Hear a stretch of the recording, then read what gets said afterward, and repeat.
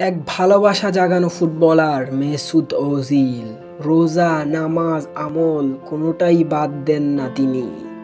ভদ্রতা ও সুস্থ খেলার অনন্য উদাহরণ তিনি।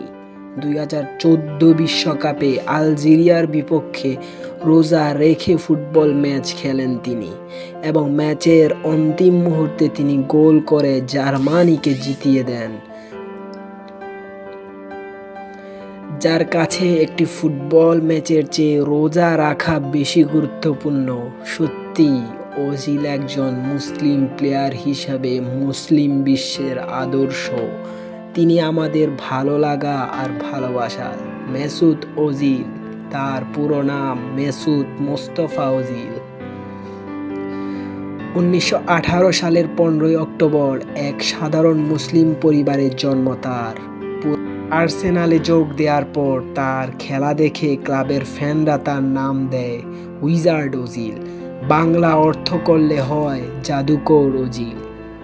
বল পায়ে তার জাদু দেখে মুগ্ধ হয় না এমন ফুটবল প্রেমী দুনিয়ায় কমই আছেন, তবে যারা ফুটবল প্রেমী নয় তারাই ওজিলের খেলা দেখবে না।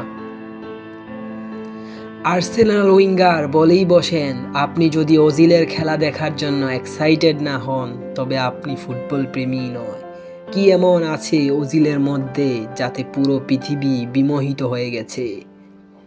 অসাধারণ পাস, নিখুঁত ফিনিশিং, অসাধারণ বক্স থেকে শট নেওয়া, পেনাল্টি দেওয়া, সব কিছুতেই ওজিল এক অনন্য উচ্চতায় নিয়ে গেছেন নিজেকে।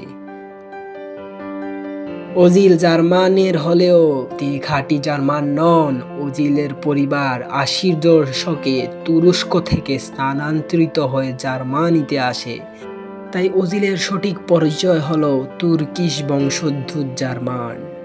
টার্কিশ হলেও জার্মানিতেই নিজের পেশাদারী ফুটবল জীবন শুরু করেন।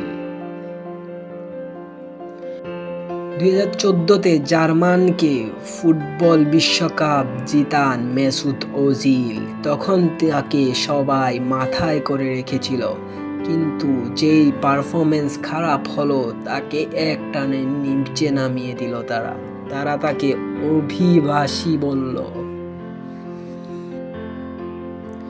জার্মানরা তাকে অভিবাসী বললেও তারা ভুলে গেছে তাদের জার্মানের সফলতার এক বড় অংশই মেসুত ওজিলের পায়ে থেকে এসেছে।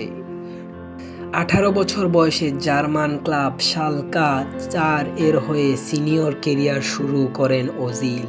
বছর দুয়েক খেলে যোগদান করেন জার্মান ক্লাব ওয়ের্ডার ব্রেমেনে। জার্মান জাতীয় দলের হয়ে অভিষেক 2009 সালের 11 ফেব্রুয়ারি নরওয়ের বিপক্ষে এক ফ্রেন্ডলি ম্যাচে। তারপর আর পিছনে ফিরে তাকাতে হয়নি মেসুত ওজিলকে। কিন্তু ক্যারিয়ারের শেষটা তার ভালো হয়নি। ইসলামের প্রতি যখনই তিনি কোনো আক্রমণ দেখেছেন, নিজের ফেসবুক টুইট, একজন সেলিব্রিটি হিসাবে তিনি তার বিপক্ষে ছিলেন সর্বদা, যার কারণে জার্মানরা তাকে অনেক সময় অনেক কথাই বলেছে। তাকে দল থেকে বাদ করতেও দ্বিধাবোধ করেনি। ফর্মে থাকা অবস্থায় জার্মান ফুটবল দল থেকে তিনি অবসর নেন। রাগে অভিমানে ফুটবলকে অবসর নিলেও ক্লাব ফুটবল থেকে তিনি বিদায় জানাননি। ইসলামের পথে যারা থাকে তাদের সাফল্য সব সময়ই পায়ে ধরা দেয়। এই ফুটবল জাদুকর ইসলাম বিশ্বের মুসলিমদের এক আদর্শই বটে।